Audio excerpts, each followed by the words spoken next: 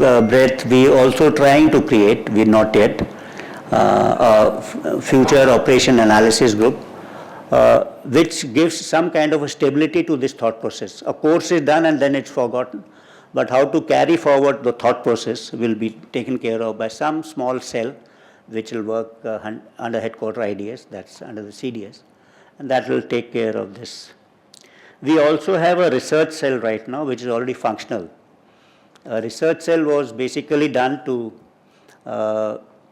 get into how, while we had sorted out structures related to theatre commands, etc., but to get down into nitty-gritties, the WEs, Ps, how many men, how many JSOs, clerks, vehicle, accommodation, etc.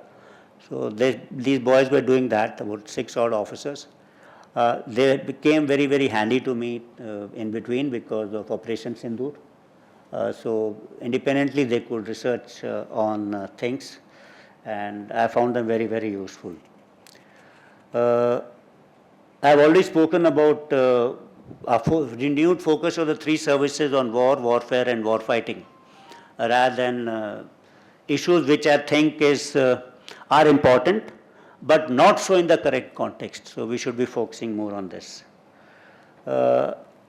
In this book, and also Mr. Avan Gupta mentioned about jointness and integration, we explained that jointness is creating bonhomie among the 3 services where people can discuss ideas without any kind of a reservation, without any kind of an apprehension of the other service, freely, in a free and frank manner.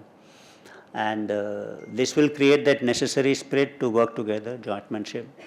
And this will lead to physical activity which is known as integration, which is a physical act. So in this later activity, we have identified almost about 196 odd activities which needs to be integrated. Almost about 56 of them have been completed. And this 196 is a figure which keeps fluctuating depending on ideas. I'll just explain. Before, say, Operation Sindoor, we said that we should have our communication so that we can speak to each other. Otherwise, 3 service networks are separate, so they're able to speak. I can pick up a phone from here and directly dial, say, air base in Adhampur and speak to the Chief Operation Officer. It was not possible earlier. Only the Air Force could dial Air Force and Army could dial Army. So now we can do that because, and it's not only voice, it's data I can share. So operational data you can share. So we try to integrate the physical integration of communication. It looks simple. It was difficult in the sense because every service was concerned about security of that networks because all their operational and administrative things reside on that. So we've done that. You must have heard about integration of our air defense networks. Similarly, the air defense architecture of Air Force was different, the Navy was different, and the Army was different. So before Sindoor, we were able to integrate it. And in some manner or the other, these are the kind of subjects I have mentioned in the book. And it, of course, when I said that Shastra or Shastra, both are important. So our ancient wisdom and ancient knowledge, etc., that was a source of inspiration also and remains. And a mention was made about Atmanirbharta, and I've spoken about it on many occasions. I personally feel there's the right way, and we are lucky that we had a number of platforms during Ops Sindoor which are just ours. But there's no point having some systems, platforms or weapon systems, a QR of which is known to everyone. So if we know that PL-15 missile or some missile is, say, 200 kilometers range, then we take a measure to keep away from that and then use weapon systems. So it's difficult. I mean, it's very easy to find a countermeasure to foreign systems for which they are available. So in long run, we'll have to develop systems of our own to maintain surprise. And we understand our limitations, that everything can't be done, overnight. It'll take us some time, but the services are now totally part of this. And since the users are part of this particular drive, then you find that the R&D organization, the academia, the MSMEs, the industry will also, of course they want it. to be done this way. So I think it's a great work which all of us are doing in a combined, joint kind of a manner. So it's not only the services. I think there is a large amount of cohesion between us, the DOD, DMA which I look after, Department of Military Affairs, DOD which the Defense Secretary, between us and DRDO, and us and DDP. It's evident, and I think that's the way forward. And I just mentioned a couple of other organizations which is beyond MOD, like NTRO, RAW, IB, and ISRO. So they all also means we keep engaging, and it's a quite good manner that we are working towards it. So some part or the other, this you'll find mentioned in some chapters of the book, others, and I said earlier that's not all. So this year, by my experience of say 23, 24, I put it over here, and last year's experience, I'm trying to put it in the next book, which maybe take about 3-4 months to come out again. Thank you very much.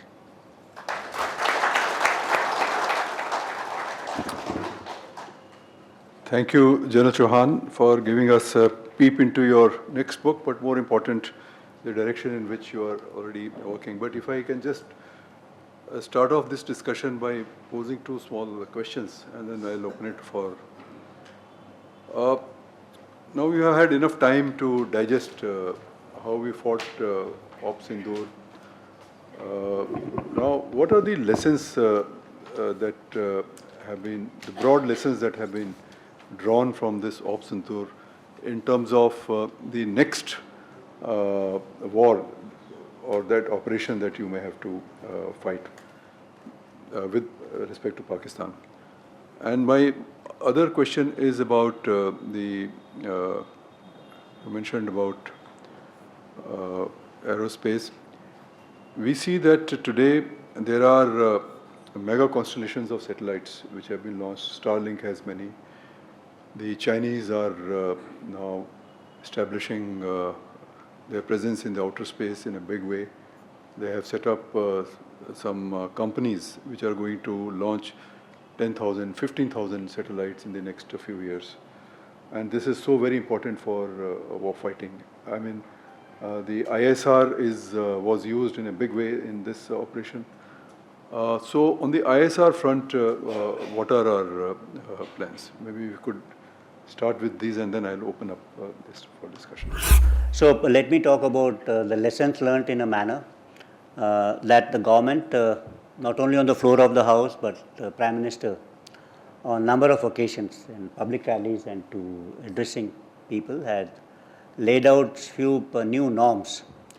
So I could may say that these are those kind of political new norms, that terrain and talks will not happen together, will not subscribe to this theory of nuclear blackmail. Water and talks will not will not flow together, and we will treat terrorism and not as by war by proxies. So these are the kind of political, you could say, new norms. So as the armed forces, we got to derive out of this military kind of new norm. That's the biggest lesson which we have. So when we say that we will treat terrorism as an act not by proxies only, what does that mean? That means we will look after the proxies also, but as well as the people who are behind those proxies. So both will become legitimate kind of targets. And that is, I think, one important lesson, because that's a political statement which has been made in the House. Then we will respond to any acts of cross-border terrorism. You say any act of cross-border terrorism, if you are going to respond to it, then we should have the necessary intelligence where those perpetrators are, where did they start from, and should have the ability.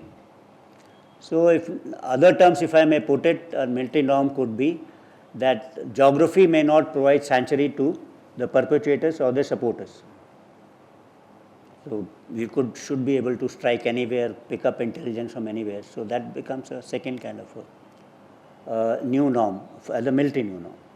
And if you are going to respond to any kind of a terror, then we have to be, that level of preparedness will have to be very, very high for us.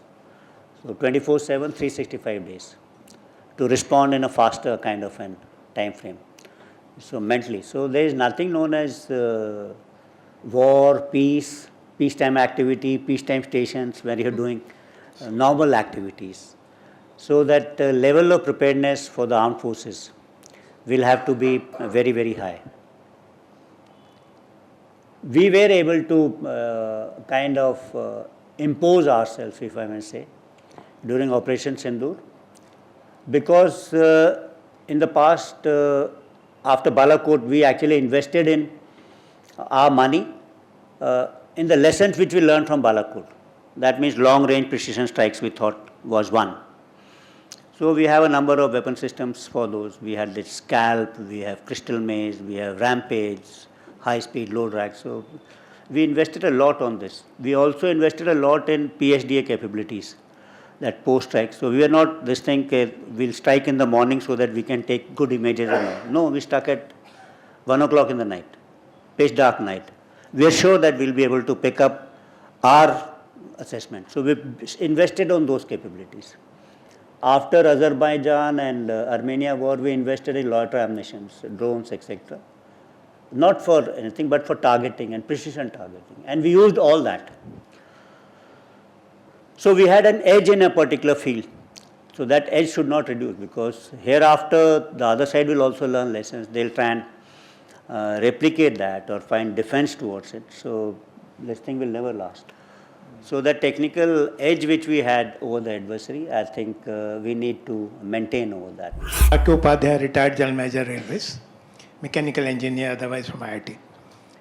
Your entire emphasis to me appears, armies and what we have been hearing, is for a short war. Suppose, a question I would like to ask is, the Chinese decide that they will settle it once for all and take Tawang in 20 days war, 30 days war, 50 days war. Then the conventional war theories which you are discarding now would become very relevant. Can we have a human wave and drone wave attack on Tawang? Will be sufficient. So I would like to understand if that part, sustained war, are we prepared for, apart from the short war that we have seen in Sindhu? Shall we take 2 or 3 together, or would you like to? I'll answer one to one. So Okay. otherwise, that flavor would be lost. So and people won't be satisfied with that kind of answer. So never did I kind of negate a long-drawn conventional war. That has always been on the cards. What we fought this time was a different kind of a war. You can say a new era war, new age war. And in old kind of wars, probably our matrices of victory or definition of victory was entirely different. So yesterday's war could have seen how many POWs you captured, how many people in attack you killed, how much territory did you gain, how much of equipment did you destroy or capture. So these were matrices of a perceived victory. But the kind of war, I just trying to emphasize a new kind of war, then we'll go back into conventional war. But in this kind of war, what was it which made us feel that we won? We didn't capture any PW, we didn't capture any territory, not much destruction. Yes, dispersed destruction at 11 airfields too far in depth with absolute precision. 9 targets, 7 of them in the front line, absolute precision. Means you cannot imagine in 30 kilometers away, pitch dark night, will hit a house on its rooftop, because that's the target being given to us in a locality. It sometimes actually looks scary if you see 30 kilometers away, we just fire and all things go right over there. So that kind of superiority which you demonstrated, that made you think that you won. And that when he tried to replicate, or means he tried to answer, he was not able to do. I'm not saying that these are the kind of wars forever that will happen. But in a long-drawn conventional war, also such kind of weapon systems will be used, which will give you that kind of precision, that kind of edge the kind of ISR will you require, the kind of targeting data will you require. So in tomorrow's war, if you have to capture Tawang, you don't require, say, 40,000 shells being fired over 10 days of artillery barrage. You may just require 4,000 shells with precision. नमस्ते sir, सबसे पहले मैं कहना चाहूँगी आप हमेशा safe रहें, healthy रहें और मैं चाहूँगी कि आपके एफर्ट्स और आगे अच्छा फ्रूटफुल रिजल्ट्स दें. मेरा क्वेश्चन बहुत सिंपल है, आप शेयर कर सकते हैं अभी तक एक आपने जो Indian solution to Indian problem किया हो और वो बहुत इनोवेटिव और बहुत अच्छा रहा हो. Thank you. I'll just give you an example of Air Force's IACCS system, which is an integrated air defense command and control structure. As a nation, and long back, we never produced our own radars. Now we do, but we have radars from UK, we have radars from France, we have radars from Russia, and we were able to integrate them with our solution, all of them. To give you one picture, if these three radars are looking at one aircraft, they will not show three aircraft flying. They will show one aircraft at the correct time. So we didn't want this to be made by someone else because our air defense is based on this. While the system may be bought from some other country, we have the capability to understand it, integrate its feed into a system which gives us one coverage. And now, of course, we are trying to get it down with this.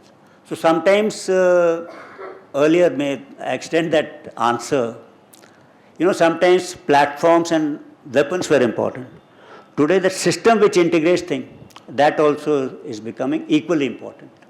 So today, platforms are important, weapon systems are equally important.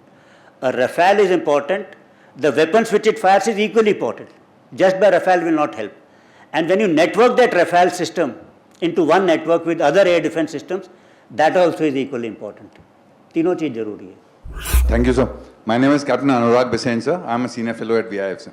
I have got two questions, sir. Firstly, continuing on this Indian solutions to Indian problems and Atmanirbharta, sir. So while there is a lot of emphasis, sir, on Atmanirbharta in weapons procurement and other things, sir, I wish to ask you about Atmanirbharta in Soch, sir. And we still, we have shifted into, from studying Western campaigns and Western wars to now studying some Indian, thought processes. But we still continue to send our best officers to Western military academies and, war colleges. Our best officers as naval attaches, army attaches, and, military attaches. This is peculiar only to South Asian countries and African countries. China doesn't do this, Russia does not do it. Other countries don't do it. So do you think that this is an anomaly which needs to be corrected? That's the first question, sir. Second question is on jointness. So we have been at jointness since last 5 years now, sir. And in my perception, the jointness is largely top-down. You spoke about very commendable initiatives that have been taken at Staff College, sir, and other places. But, has there been an effort for jointness, bottom-driven jointness, sir? For example, sir, every service, you take Delhi, they run their own institutions, clubs, messes, you name it, sir, recreation facilities, and they treat the other two services as on par with civilians, sir. So, is there an effort, unless you don't play together, unless you don't, die together, socialize together, how can you achieve jointness, sir? Okay. So, is there an effort to correct that, sir? Thank you. I think. Yeah, thanks. No, I think you must have left uniform sometime back, actually. No, then 2 years back, then you should have known that today we all have our, Army, APPS and Naval Public School and Air Force Public Schools, and where you could give admission to an Air Force, if you're an Air Force Bal Bharti, you can give admission to a civilian but not to a naval and an army officer. That was the state a couple of years back, and similarly, no longer. So equal this thing rights people from the other services have to admission to that particular school also, pending vacancy or something like that. So I've given out orders and it's being followed. It depends on where your child is, how far is your accommodation. That is more important than the color of your uniform. That should be a criteria, which is the outside norm also. Similarly for clubs and institutions, large number of them are now open to the other services. So if you're in which is that place near Varuna, if Shankar Vihar, so you can take membership of Varuna and enjoy, provided they have a cap that we cannot have more than say 500 people in Varuna. So if that cap reduces, then they will offer you immediately. So it's not closed. Any institution, there may be some which are left behind. So, well, jointness at the lower level, after we leave NDA, there is jointness, and after that we maintain some relationship, but we don't get too big. Everyone follows his own path thereafter. And that's earlier we come is staff college. That's where we come. So that's the place which I targeted. Integration and jointness is required for at a particular level. A company commander will still fight independently, and it doesn't require the Navy and the Air Force. When the company commander is going for a Kargil attack, or a fighter pilot, when he's doing it, or a naval submariner or a navigator. So at that level, it's okay because it's very specific to your arm and service. It's required in a thought process. But there should be a general thought process that we are almost together. So it's, he's spoken about that joint culture, which must trying to inculcate, and all this is easier said than done. Developing any kind of a culture is time consuming, we all know that. Means Army may have, or Navy, Air Force, everyone has developed their culture over 77, 78 years. Tell them joint culture, so I'll require, if not 77, 7 years at least. 5 साल में नहीं. Second thing is, knowledge. Knowledge, we should allow all sources of knowledge to be received, to come to you. You get the ideas from everywhere. What strategy you make, what plans you make should be ingenious.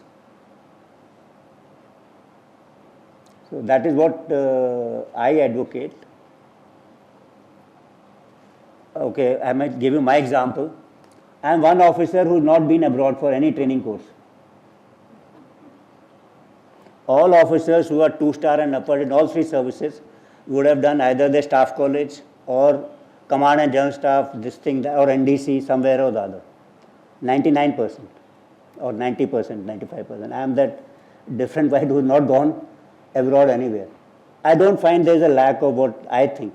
And so I think and want to write, I want to share, these are my ideas which I am trying to drive. I don't feel handicapped. In fact, I feel advantaged. Probably otherwise I would have been colored by those kind of a thought process. Right now, I think the cyber warfare, and cyber, of course, is a domain which is touching all. Means as we move towards more net-centric warfare, as we move more towards intelligentized warfare or data-centric warfare, the requirement of cyber security will increase many, many folds. Security of data will become a challenge. Cyber is also closely related to, I think, as we move towards a digital domain, digital economy. Because our day-to-day life, actually, the way we interact with each other, most of it is on digital platforms.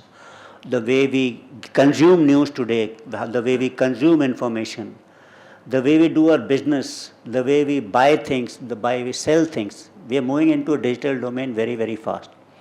So cyber has got a great connect with that. Cyber has also got a great connect with perception, because the way you consume information today in the digital domain. So this is becoming a separate, massive field in which all nations will have to invest, and so will India. As I said earlier, I'm trying to focus every type of my energy in war, warfare and war fighting. That's my bread and butter. And that's because I should win always when there was a conflict. I should not waste iota of my energy in geopolitics, etc. Let that be someone else's department. My job is one. Very good. I think the rigors of military life are difficult, and sometimes to relax. Music, culture, these kind of things are important. Armed forces officers also have a major advantage which others don't have. Means I've been to the most exotic places, met the most exotic, the people, kind of people you may not imagine, the kind of culture they have in the remotest of areas of the country. So we need to appreciate that. We go there and we appreciate only terrain and enemy. We don't understand that monastery and the tankha and what's written over there, or what that tribe professes. What is this? If it's a Adi, why it's the Doni Palo? What's the kind of culture? Why do they follow that omnipresence of God? Either it is sun or the moon. So there is a need for us to do more amongst the young officers, because we operate in an environment which is absolutely different. Means the Himalayan belt, right from Lohit till DBO, it's entirely different. It's very exciting. At least I liked my tenures whenever I went there. But there's a more further officers also to do something. Yeah. Sir, I'm Prakash Singh, retired police chief. Sir. So we are repeatedly told that Operation Sindoor is paused and the next phase could happen any time. Now, in the present context, we are getting repeated reports that Pakistan is repairing the terror hubs which we destroyed. We are again told about concentration of terrorists across the border who are being prepared to infiltrate inside J&K. Then the other day I read the Pakistan Army chief saying, bragging you can say, that next time we will also hit India deep inside India, and that we will start from the east. Now, all this makes me wonder, in fact, makes me apprehensive also, that in the next confrontation which we are going to have, and which could happen any time, because the Prime Minister has openly said that we will not tolerate this, and if there is any attack on us, we will give a befitting response. And we will not wait for much time. So in the next confrontation that we may have, we will be faced not only against Pakistan, but also Bangladesh, also Turkey, and from behind the scenes by China. China may not come out openly, but they would be assisting the forces hostile to us. Now, this is going to be a formidable challenge to India, very formidable, almost 3.5 countries, or you can say 4 countries. And we have no friends. We have no allies. Yes, on paper they are there, but in a combat, they will never come forward. We have to fight our own battle. So my worry is, and I would like to be, to go back more confidently from this hall, that we are fully prepared, that we are planning for it, and that we would be prepared to take on this challenge. So it's quite a hypothetical kind of question, sir. Means so we are talking about 3.5 front kind of war. You juxtaposed this with the recent statements of Field Marshal Munir, that we will go deep inside. The present capabilities which they had, conventional, that don't hold such kind of a promise. Subconventional, yes, probably he may have been referring to that he may use East. How much capabilities they have to do that, and whether these neighbors will oblige such kind of an activity, that has to be seen, because it comes with its own danger for a small country like Bangladesh. When we talk about this 2.5, 3 front war, I think we're talking about a long drawn out kind of a war. And the kind of scenario with which you juxtaposed, you said, that leads to a very short duration kind of an counter response which happens something like Sindoor. For that kind of a response, I don't think it will take them for some time actually to build up capability to do what we did actually, or to counter that. It will not happen immediately. And the time which it takes is the time we must utilize to upgrade our capability, so that there is always a differential between us and them. As far as a conventional conflict, long duration, that's a separate domain altogether and require a different thought process. The country is prepared for both, means we've been talking about two-front war for a long time.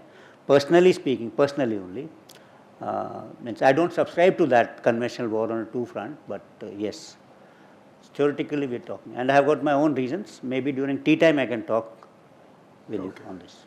Contact warfare, the instances of contact warfare even in a conventional conflict will reduce gradually. So I'm not saying that disappear completely, so that individual bravery, chivalry, lead me, follow me and all that kind of a thing will still be there. Mountains, terrain is different, forests, jungles. But I think in an open kind of a terrain where ISR is easy, people will resort to non-contact warfare. Longer ranges, you have now anti-tank missile which can hit at 5 kilometers. Earlier we used to route a rocket launcher at 350 meters. So that required tremendous amount of guts to wait for the tank to come at 350 meters and then fire a rocket launcher, and if you miss, you're sure that you're dead. But you're firing now at a tank at 5 kilometers, either from a helicopter or hiding. So I'm not saying that chivalry and means bravery and all will die, but the instances of contact warfare, especially in open terrain, will go away. But we are also seeing side by side a phenomenon in which warfare is also moving from open terrain to closed terrain like urban warfare. Gaza is one example, subterranean, tunnels, etc., what you see. This requires individual. You don't require over there those drones, or you'll have to have very intelligent drones which can follow those tunnels and complex terrain and urban terrain, in which will require small teams to work and not company level attacks. So at every level, every kind of battlefield, everything will require a different approach. So you may still, people like you may still be relevant, sir, old age types. People like me also will be relevant. And that youngster Agnipath fellow, he'll also be relevant. How do we use him? That will lie in the acumen of a general officer. High defense organization in the armed forces have been evolving right from 1903, Kitchener and Curzon. It's evolved a long way after Kargil. So they formed IDS and now CDS. I'm the second one. To put it very shortly, sir, you know, of course, the Prime Minister is finally responsible for everything. You met the President, maybe the Supreme Commander. But the Council of Ministers, they are responsible. And of course, it's delegated to the defense. So defense of the country is the responsibility of the Defense Minister of India. Now we have created an NSA. He is an advisor to the Prime Minister. And on his behalf, he takes a number of decisions and helps us around. But the primary responsibility rests with, I think, Raksha Mantri. The appointment of CDS has been created to sort out this business of integration between the three services. In this particular operation, I may add that we reduced the level of decision making. So, Prime Minister continued holding meetings, which you must have seen on the television, with Raksha Mantri, NSA, three service chiefs and CDS together. So it doesn't happen that one set of direction, that same set of direction after 2 hours being passed by a separate channel, different channel. So very clear cut, 11 o'clock we met, whatever has to be told, it was discussed and off we went for our job. While thought process wise you could say there's a CCS and then they will meet and they will give a decision. In this fast age of warfare there is nothing like that. You've got to decide things very fast. You can't wait. That was one good model which the government followed. I think it worked quite well. So we have to be dynamic in our approach. You can't be hostage to past. कि ऐसे होगा ऐसे ही करेंगे. May not work. So that's you do it as per a situation. So someone may say if it's a conventional war which is for 30 days, then probably the old systems may work. You know, doing it differently, CCS taking a decision because it's taking time for a thing to evolve or threat to evolve or to manifest. But when things are moving fast, then maybe you'll have to have a different kind of a model. So I hope it answers the doubts which you. Question really is about decision making. I find that our adversary has one person to answer to. One person takes the decision, whereas as you brought out now, you have about 5 or 6 of you sit together and take a decision. Do you think they are better off decision making wise than us? The Pakis. Yeah. Decision making wise. Because one general, Field Marshal Munir, he takes all decisions. Here we have 5 or 6 of us. Ask one, ask second, ask fourth. We have reduced from so many to 5 only now. Yes. That is my query. Sir. Yeah. Yeah. Yeah. So that is Good question. one way to answer it.